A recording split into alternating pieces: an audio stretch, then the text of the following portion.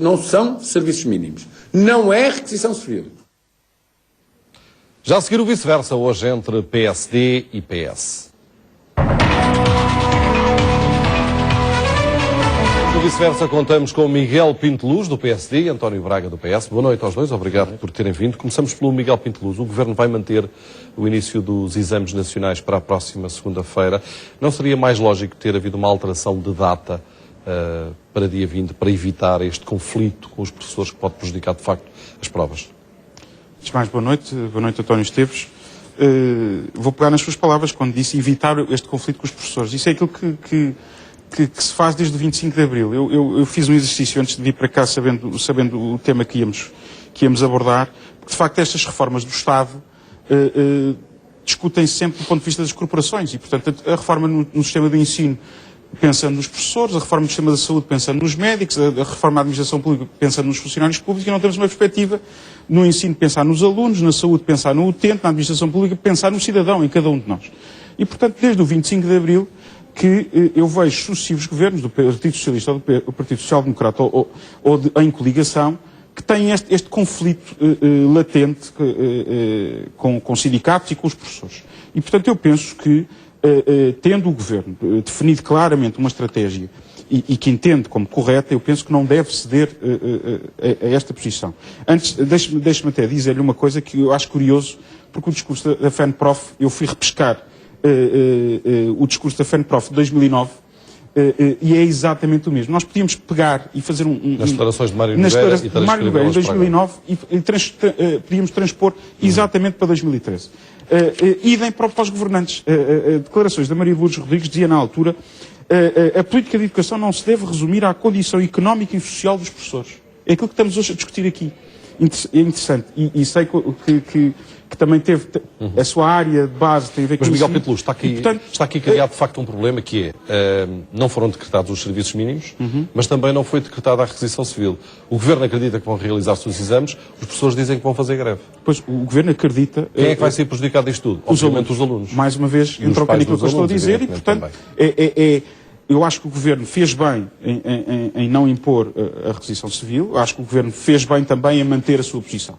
E, portanto, agora cabe a cada um dos professores e depois, em última instância, dos portugueses e dos pais dos alunos e dos alunos avaliarem o seu papel mudada a data para dia 20. O ano passado, por exemplo, foi prolongado o prazo de acesso ao ensino superior sem grandes problemas que se conheçam, sem esses problemas logísticos e essas dificuldades de organização que o Governo invoca agora. Porque é que não há aqui também alguma teimosia por parte do Ministério da Educação para não ceder aos sindicatos e aos professores? Confesso que não me consigo pôr na pele do Ministro da Educação, mas consigo me pôr na pele dos estudantes, porque já o fui, o António Esteves também, e portanto todos, o António Braga também, portanto todos conseguimos colocar, e eu lembro-me, quando tive que passar por esta fase complicada, tinha a minha calendarização de estudo bem definida e, portanto, tudo o que não podiam fazer era alterar. Curiosamente, eu também passei por algo semelhante, que foi uma grande manifestação dos professores, nesse caso do ensino superior, porque as específicas na altura eram feitas nas universidades, e eu passei por isto, ou seja, um exame que teve que ser adiado,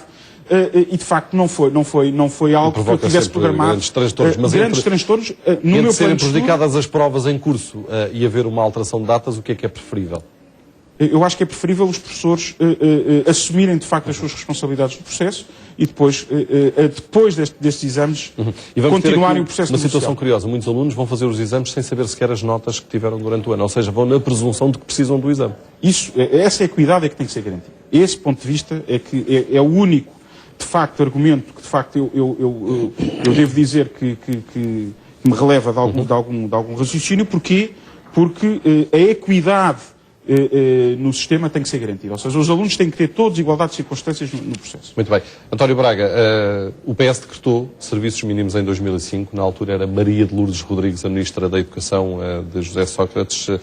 Concorda agora com esta decisão do Ministério da Educação de não respeitar a decisão do Colégio Arbitral? Não concordo, porque... O que é que mudou entretanto? Sendo que, como disse há pouco o Miguel Pinteluz, as declarações, quer dos professores, quer dos governantes, mantêm-se mais ou menos com os mesmos argumentos. Mas temos que olhar à cultura do conflito, isto é, quais eram as razões que estavam subjacentes ao conflito da época e àquelas que estão subjacentes hoje.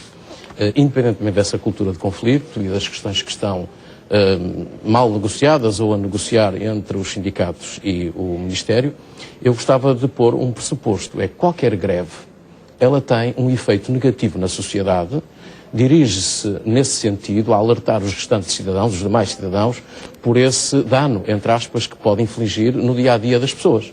E, portanto, a greve é marcada com essa intenção, de chamar a atenção. A questão que aqui está colocada, e para responder exatamente a essa questão, é porque é que o Governo insiste em não mudar a data dos exames. Porque o transtorno de mudança de data não é equiparável ao conflito resultante entre a teimosia do Ministro ou do Ministério em insistir com a mesma data.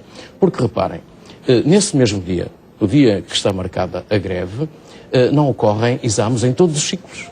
E, portanto, é possível, era desejável que houvesse aqui também uma relação de bom senso entre o Ministério e as escolas e os professores no seu conjunto. Porque se é verdade que as escolas não fazem sentido sem os alunos e temos que levar em consideração com muito relevo a componente educacional, os alunos, as famílias, também não é menos verdade que sem professores não se fazem escolas.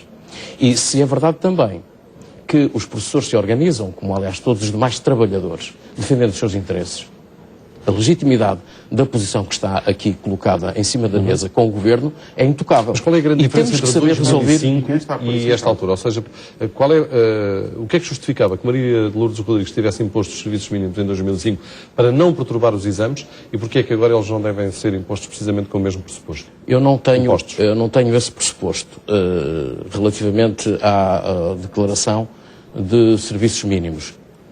Olhando para a lei não acolhe nenhuma nem outra questão, tendo em vista justamente o facto de a base deste conflito ser bem diferente daquela que era na época. É importante, a substância faz sempre importância. Não tem apenas a ver com as carreiras, tem a ver com alterações e com... Exato, no final, evidentemente, estamos a falar. Com certeza, mas a questão que está em cima da mesa é garantir que o direito legítimo à declaração de greve, e tanto quanto eu ouvi os sindicatos dizerem, ela não foi declarada greve aos exames. Foi declarada uma greve dos professores. A greve é ao trabalho. Naquele dia específico. Mas qual é o problema em o Governo mudar o dia dos exames? Eu não acredito que os sindicatos mudarão. Qual é a garantia que o Governo tem que os sindicatos não façam greve no dia do novo exame? A sanção pública e a sanção política associada a esse facto. Aí já seria muito grave. Aí já se justificaria fazer a marcação dos serviços mínimos e, inclusivamente, proceder de forma clara diante da população que havia uma intenção de fazer a greve aos exames. E a questão que está colocada em cima da mesa, e aceitando a boa-fé, repare, não se fala apenas de uma componente sindical, são os mais representativos dos sindicatos que estão neste caminho. Eu não estou a dizer nada menos do que, relativamente à matéria substantiva, alguém tenha razão. Eu conheço mal os conteúdos negociais e não sei a razão. Eu estou a falar de uma obrigação que o Governo tem de, diante de uma situação de conflito, sendo ele neste momento imparável, não há aproximação, não há diálogo, o Governo tem que tomar a medida menos dolorosa, que tenha menos impacto junto das escolas dos alunos. A data do exame, a meu ver, a alteração da data do exame resolvia essa questão. Ainda por cima, tendo acompanhado esse processo, deixe-me só... São duas frases de Maria Lourdes Rodrigues, de 2009. 16 de março de 2009, Lourdes Rodrigues diz o seguinte: os sindicatos fazem chantagem com o país. E depois, no mesmo ano, a paz com os professores vai sair muito caro ao país. Duas declarações de uma ministra que se mantém atuais neste contexto. Que se mantém perfeitamente atuais. Esta questão da chantagem, deixe-me dizer-lhe que, e eu sou de uma geração diferente, não acompanhei tudo, mas eu, desde que me lembro, que isto é sucessivo. Mas hoje o Presidente da República sugeria ao Governo que explorasse até ao limite o diálogo com os professores. Isso foi feito por parte do Governo? Tem acontecido. Claro que tem acontecido, mas não é sustentável. Há uma incapacidade desta corporação de dialogar, como não dialogou com o Partido Socialista. Não estou aqui. Perante a decisão de ontem do Colégio Arbitral, o Governo não devia ter chamado os sindicatos de urgência e ter havido uma reunião para tentar encontrar um consenso, coisa que não aconteceu? Possivelmente, quer dizer, nós não sabemos as circunstâncias, nem em que ponto é que neste momento está a tensão entre as duas partes. Eu estou a avaliar por fora. E por fora, um cidadão que já foi estudante, hoje já não sou estudante, inclusive já fui professor. Seja qual for a tensão, exige-se a um governo, qualquer governo, que nesta mediação de conflitos saiba proteger os interesses que estão aqui em causa. Do país e dos alunos. Os interesses fundamentais que aqui estão em causa é os alunos fazerem o Sem exame dúvida nenhuma. com a maior tranquilidade tocou na tecla possível. correta, que é, nós não há garantia nenhuma que o Governo, alterando a data, não haja uma convocação de greve para uma nova data. Aí, não há garantia. Aí Portanto, o interesse máximo dos alunos tem que ser salvaguardado neste sentido. Estamos a invocar neste momento o sentido de profissionalismo de cada um dos professores. Mas o que está dito e o que tem sido registado como sendo declarações fiáveis dos dirigentes sindicais e até de professores, avulso ou até outros responsáveis, dirigentes de escolas, que dizem justamente isso. É que, mudando a data, ela não coincidindo com os exames, então, foi eles não vão... A marcação da data, evidentemente que, a meu ver, eu não fui o autor da marcação da data, nem tenho no papel razões para declarar a greve. lista... Não, mas o que eu queria dizer é que, obviamente, o pressuposto de se fazer uma greve é que ela tem implicações no cotidiano da vida das pessoas, claro. senão não chama a atenção e não atinge o fim a que se destina. Mas, evidentemente, mas veja, só o facto de mudar a data dos exames já era uma perturbação assinalável. E essa perturbação assinalável, a meu ver, poderia ser acolhida por parte do Governo, alterando a data dos exames. Muito bem, vamos à questão de Cavaco Silva, hoje em Estrasburgo, a defender uma reformulação da Troika, ou seja, um Fundo Monetário Europeu sem o FMI. Faz sentido, tendo em conta aquilo que representa de facto o FMI na economia mundial, uma proposta com estas características? Miguel Pinto Luz. Eu acho que faz todo o sentido, mas deixe-me, antes de mais, registrar o meu regozijo com esta tomada de posição do Sr. Presidente da República. Faz falta, o Governo de alguma forma estava espartilhado e fechado no memorando que tinha que cumprir e, portanto, somos um país e um Governo de palavra e o papel do Presidente da República tinha que ser mais do que só um mero árbitro neste processo. Tinha que ser um grito também junto às instituições europeias, junto às instituições internacionais, dizendo que basta e que não podemos continuar por este caminho. Deixe-me dizer-lhe, e aqui registar isso, o Presidente da República não está preocupado com a sua popularidade. Aliás, as sondagens, os estudos de opinião dizem que a popularidade do Presidente da República não é assim tão saudável como isso, como outros Presidentes da República, mas também porque assumiu responsabilidades... Se calhar é menos saudável de todos, mas é porque está a assumir responsabilidades e isso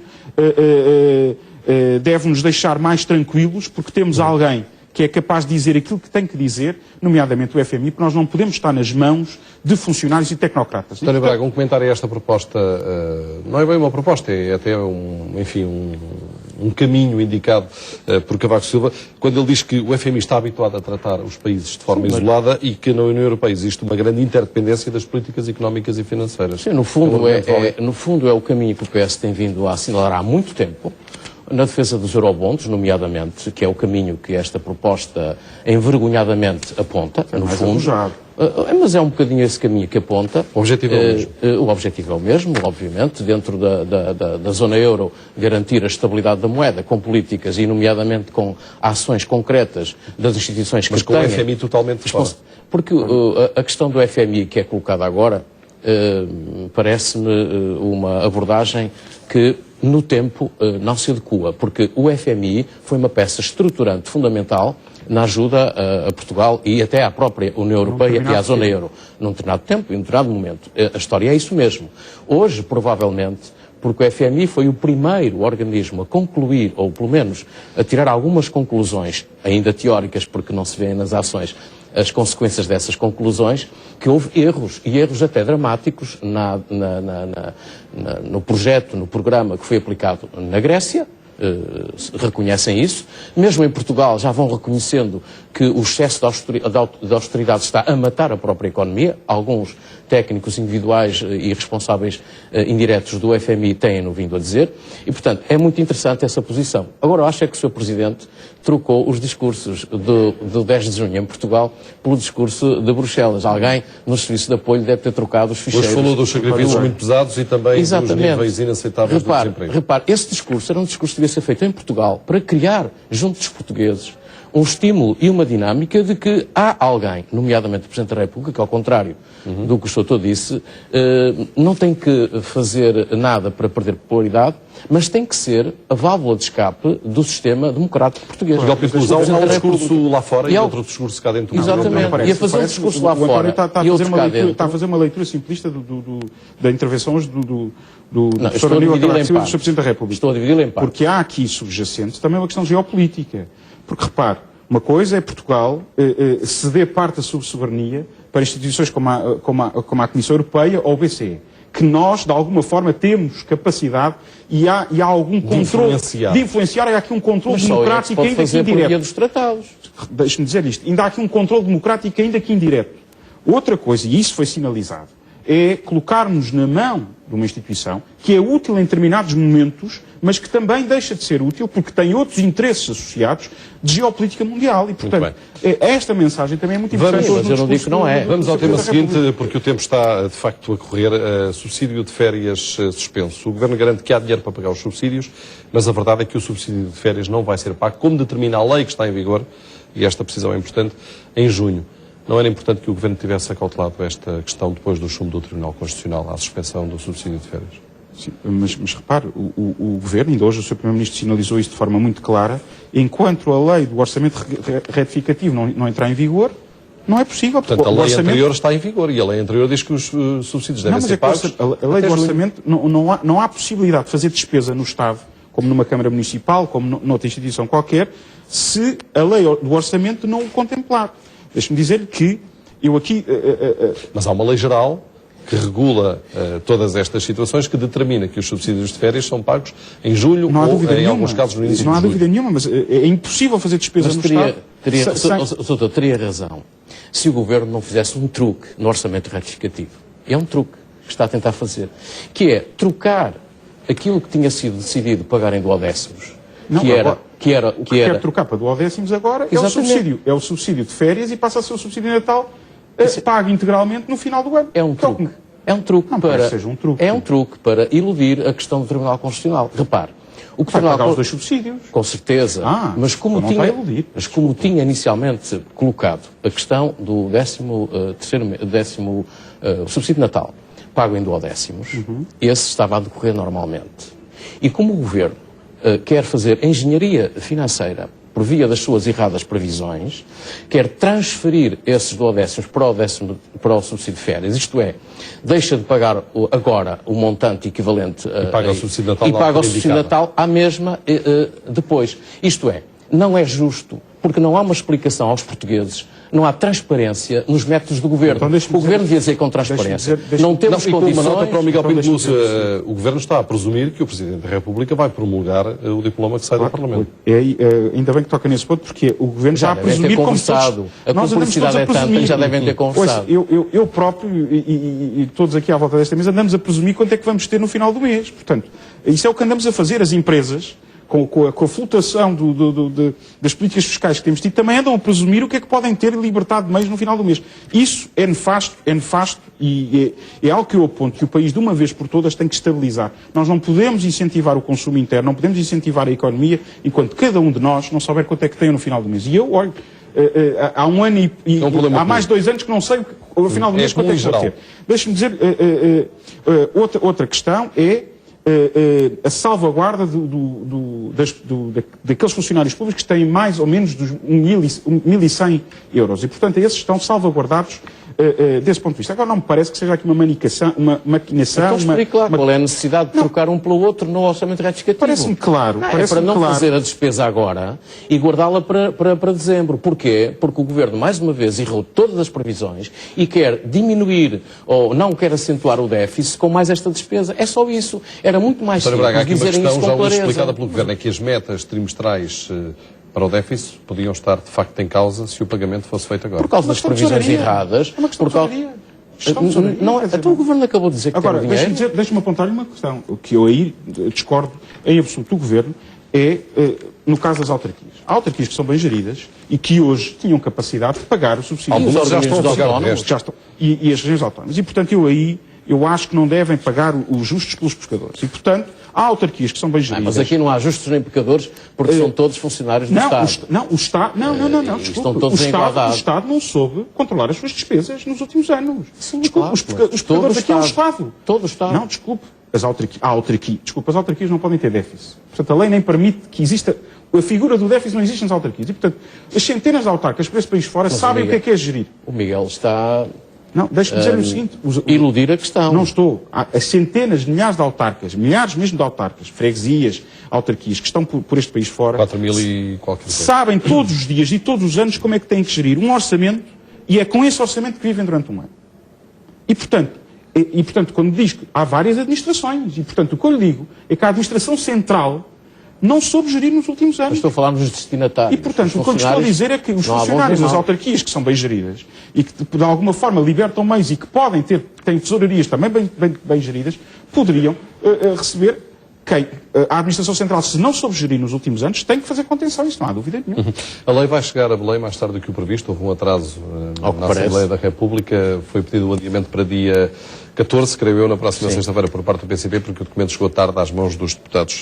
Não devia ter havido também aqui alguma celeridade, tendo em conta a delicadeza da questão. Houve a maior celeridade, mas não se pode pedir aos deputados que analisem um documento sem o conhecer profundamente e que se pronunciem sobre ele e que o votem sem que o conheçam na totalidade e, mais do que isso, sem esclarecer muitas dúvidas relativamente ao próprio documento.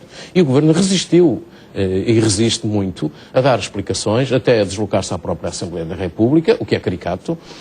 Por isso é que dizemos que o Governo, ao apresentar este orçamento retificativo, devia ter anunciado com total transparência qual era a sua intenção ao fazê-lo, nomeadamente a questão muito sensível, obviamente, da aplicação da decisão do Tribunal Constitucional. Este retificativo serve para duas questões. Uma, Tribunal Constitucional, outra, o reajuste para as metas que não foram cumpridas. Quer dizer, isso o próprio Governo admite. Quer dizer, hoje ninguém consegue tapar o sol com a peneira e dizer que em Portugal se está a cumprir... Não está. Mas objetivamente, este orçamento retificativo serviu para as duas questões. Já discutimos até aqui. Teve a ver com o Tribunal Constitucional e teve a ver... Miguel Pinto Luz, mas se em tese o Presidente da República não promulgar o diploma, temos aqui um problema grave em mãos.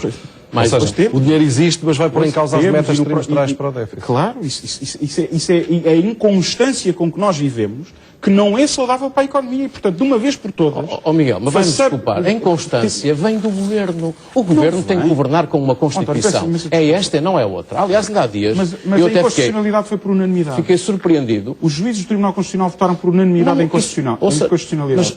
Responda-me só esta pergunta. Votaram por unanimidade? O que tem... Não votaram. Desculpe. Portanto, é algo que é subjetivo. Miguel, o que não é nada subjetivo... Objetivamente pensava que estava a cumprir a Constituição. Não, desculpe, Miguel. Não vamos pensar que temos governantes que são inconscientes. A decisão de um órgão não pode agora ir verificar se ela foi por maioria ou por unanimidade. O órgão, regulado como ele está, decide... Não, estou só a dizer que há várias visões, não é algo dogmático. Desculpe, mas o Governo não é a primeira vez que falha, neste caso em concreto. Não foi a primeira vez que não foi uma votação por unanimidade no Tribunal Constitucional. Mas não, eu acho que esse é o argumento que menos ajuda ao Governo. É o argumento que menos ajuda ao Governo. Porque o Tribunal Constitucional decide. Nós não vamos sindicar como é que decidiu. Decidiu, do ponto de vista da sua legitimidade própria, que tem resguardo e acolhimento na Constituição da República. O contrário. Estou a dizer é que o Governo está a diminuir a decisão do Tribunal Constitucional e ela não pode ser diminuída.